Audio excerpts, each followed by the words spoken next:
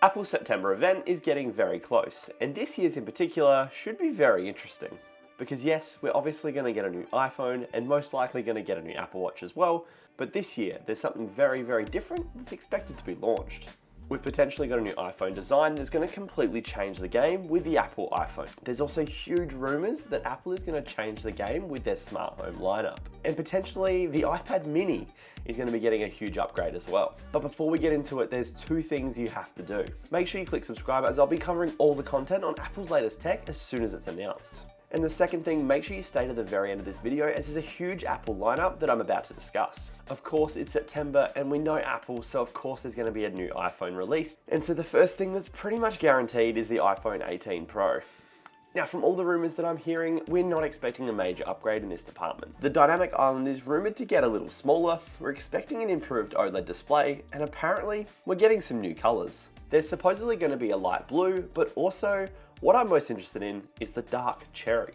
And pending my final view of what it actually looks like, I think that's probably going to be the one that I'm locking in. But anyway, I'm much more interested with what's happening inside the device. We're expecting Apple to upgrade this device with the A20 Pro chip. And reportedly, this is going to be built using a 2nm process.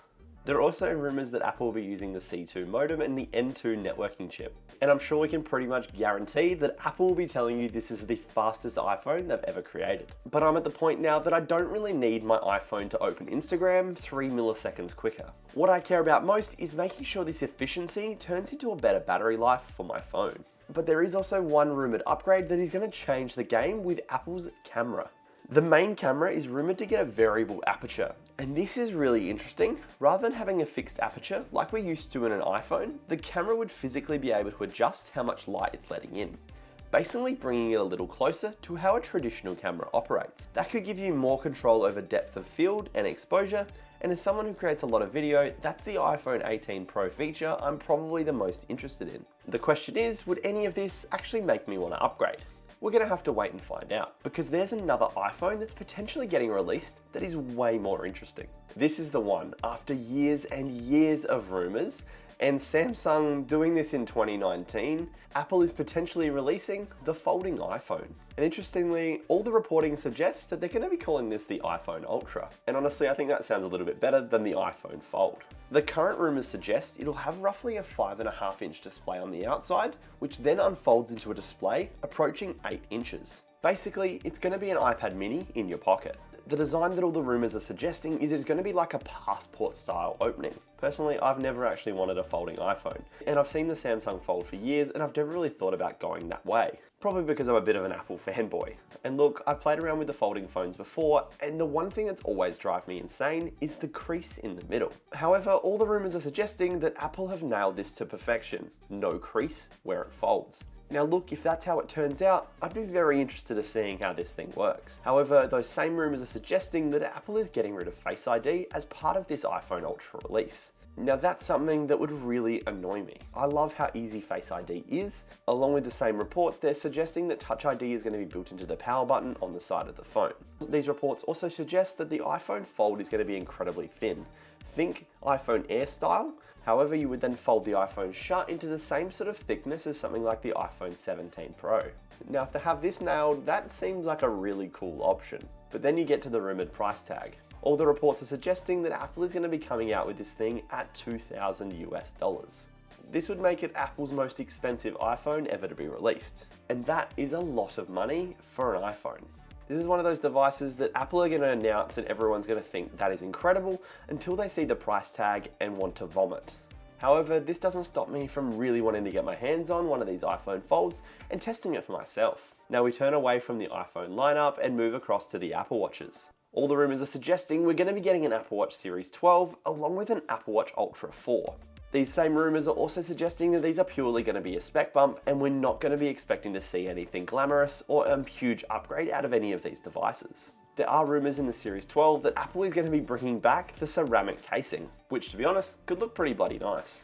However, with the Ultra 4, I'm not really expecting a huge upgrade here, most likely just a spec bump and upgrading the bits and pieces for health and fitness tracking. As someone who already owns the Apple Watch Ultra 2 and has made a few videos on why you shouldn't be upgrading your tech, I think I'll most likely be giving this one a miss. And now if we move away from the pretty much guaranteed releases of the year, we start to turn towards a few of the wildcards. All the rumours are suggesting that Apple is really going to be putting a focus this September on smart home tech. We're potentially looking at getting an Apple Home Hub, which most likely is going to be something like a 7-inch iPad attached to the smart home speaker, and potentially also selling a separate hub that goes directly onto your wall that controls your entire smart home. Think about it as just an iPad on your wall that just has the pure job of connecting your entire house to Apple's ecosystem.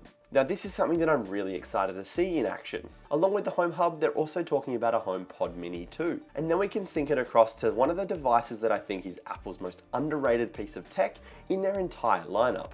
And that is the Apple TV. We're expecting a new Apple TV to be released in this September launch event. All the reports are suggesting it's going to be the same black box and still have a 4K resolution. However, we are talking about a bit of a spec bump using Apple's favorite processor, the A17 Pro chip, which could give this device a massive performance boost and just seamlessly blend this all in with the Apple smart home tech lineup. Now the last piece of the smart home tech that I'm really excited about, and fingers crossed it comes true, and that is the Apple security camera.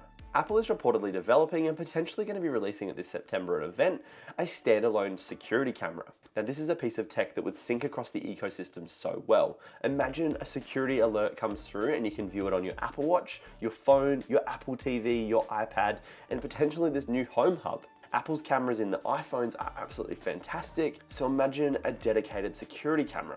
And this also steps up Apple from just selling your phone and your computer to basically being in your entire home. Now this hasn't been locked in for the September event just yet.